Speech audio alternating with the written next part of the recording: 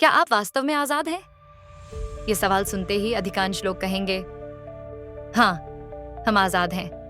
हम अपने फैसले खुद लेते हैं। लेकिन जरा गहराई से सोचिए, क्या हमारे विचार, हमारे सपने, हमारी महत्वाकांक्षाएं वास्तव में हमारे अपने हैं?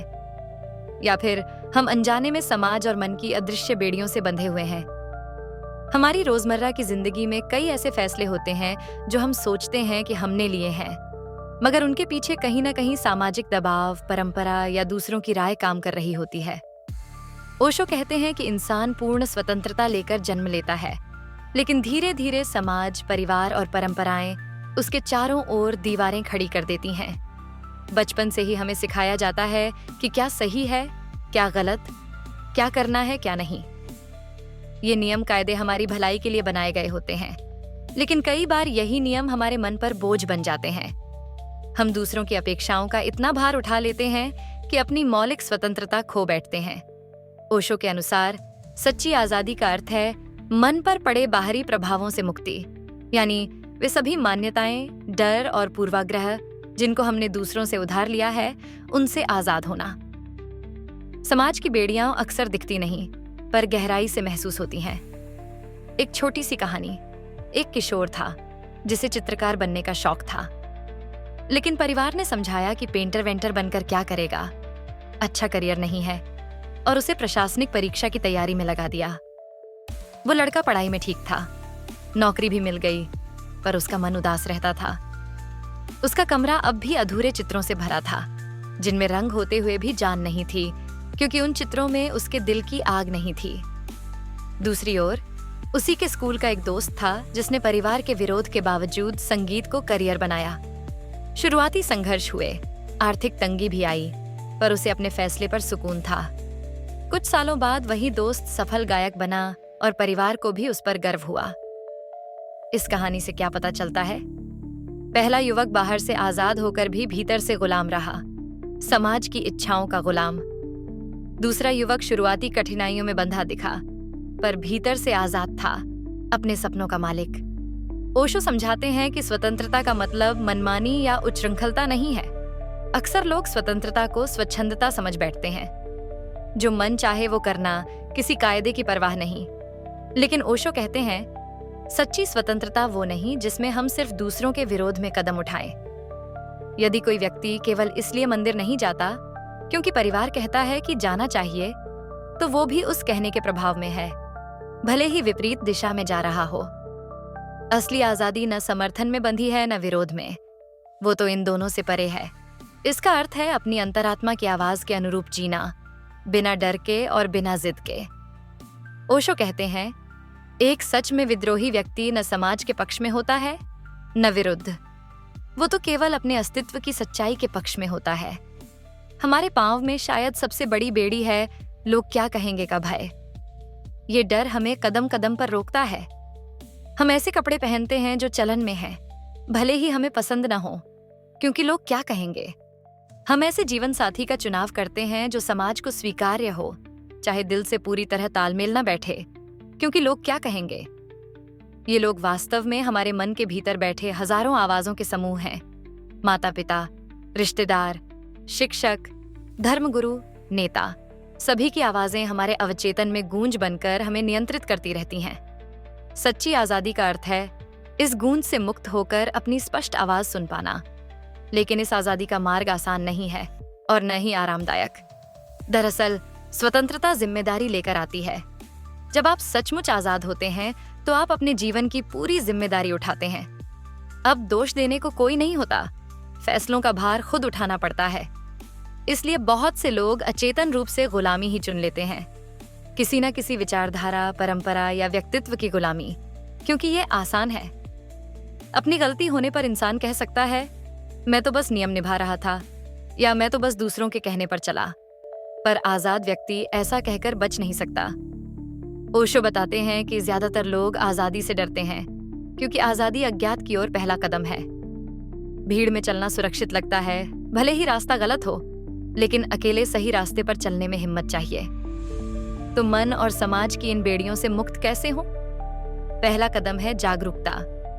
पहचानें कि कौन से विचार वास्तव में आपके अपने हैं और कौन से समाज ने आपको पहनाए हैं। जब भी आप कोई निर्णय लें, खुद से पूछें, क्या ये मेरा दिल चाहता है या मैं सिर्फ इसलिए कर रहा हूं कि ऐसा करना चाहिए। इस सजग प्रश्न से धीरे धीरे मानसिक जकड़न टूटने लगती है। अपनी दैनिक दिनचर्या में छोटे छोटे निर्णयों पर ध्यान दें। क्या आप सुबह प्रार्थना इसलिए करते हैं क्योंकि आपका मन ईश्वर से जुड़ना चाहता है, या सिर्फ इसलिए कि बचपन से यही सिखाया गया है? क्या आप उस करियर में हैं जहां आपका जुनून है, या क्योंकि समाज की नजर में वही सफलता है? ऐसे हर सवाल से आपकी अपनी आवाज उभरने लगेगी। दूसरा कदम है स्वीकृति, स्वयं को पूर्ण रूप से स्वीकारना। हमने अपने ऊपर कई लेबल लगा रखे हैं, जैसे मैं बस इतना ही कर सकता हूँ या मुझे ऐसा होना चाहिए। ये लेबल भी पराये हैं। अपने आप को बिना शर्त स्वीकारिए, अपनी कमजोरियों समेत। जब आप खुद को वैसे अपनाते हैं जैसे आप हैं, तो आपको दूसरों के बनाए सांचे तोड़ने की हिम्मत मिलती है। मान लीजिए आपको गाना पसंद है, पर किसी ने कह दिया कि आपकी आवाज खास अच्छी नहीं, तो आपने मन में बांध लिया कि मैं गा नहीं सकता। ये एक बेड़ी बन गई। अब इसे उतार फेंकने का तरीका है, खुद से कहें, मेरी आवाज अनोखी है और मुझे गाना अच्छा लगता है, बस यही काफी है। इस स्वीकृति से एक अंदरूनी शक्ति जन्म लेती है जो बाहरी ठप्पों को खारिज कर सकती है। ओशो ध्यान को आजादी की कुंजी मानते हैं। ध्यान हमें वर्तमान में लाकर मन का शोर शांत करता है। जब हम ध्यान में बैठते हैं तो धीरे धीरे समाज द्वारा थोपे गए विचारों की आवाज मंद पड़ने लगती है और भीतर एक गहरा मौन पनपता है। इस मौन में हमें अपनी असली आवाज सुनाई देने लगती है, वही आवाज जो शोर शराबे के नीचे दब गई थी। यही वो अंतर्नाद है जो सच में हमारी अपनी है। रोज कुछ समय के लिए ध्यान करने से मन की बेड़ियां ढीली पड़ने लगती हैं। जो भय, संकोच या पूर्वाग्रह हमें जकड़े हुए थे, वे धीरे धीरे गिरने लगते हैं। ध्यान हमें अंदर से मजबूत बनाता है ताकि बाहर की आंधियां हमें डिगा न सकें। जब भीतर का आकाश खुला होता है तो बाहरी प्रतिबंध महत्व खो देते हैं। अब सवाल आता है कि इन बातों को अपने जीवन में उतारें कैसे। क्रियान्वयन के लिए कुछ सुझाव। ईमानदार स्वयं जांच। हर दिन खुद से कुछ सीधे सवाल पूछें, जैसे मेरी सबसे बड़ी खुशी क्या है, या मैं सच में जिंदगी से क्या चाहता हूँ। इन प्रश्नों के जवाब लिखें, फिर देखें कि कहीं आपके जवाब दूसरों की अपेक्षाओं से प्रभावित तो नहीं। ये अभ्यास आपको आपके असली सपनों और समाज द्वारा सिखाए गए लक्ष्यों में फर्क करना सिखाएगा। डर का सामना। हफ्ते में एक छोटा सा काम करें जो आप सच में करना चाहते थे, लेकिन सिर्फ लोग क्या कहेंगे के डर से नहीं कर पाए। चाहे वो अनोखे कपड़े पहनना हो, किसी नए शौक को आजमाना हो, या किसी ऐसी राय को जाहिर करना हो जो लोकप्रिय नहीं है। छोटे छोटे कदम आपको समाज की परवाह से मुक्त होने में मदद करेंगे। हर बार जब आप अपना सच जीते हैं, आप आजादी की ओर एक कदम बढ़ाते हैं।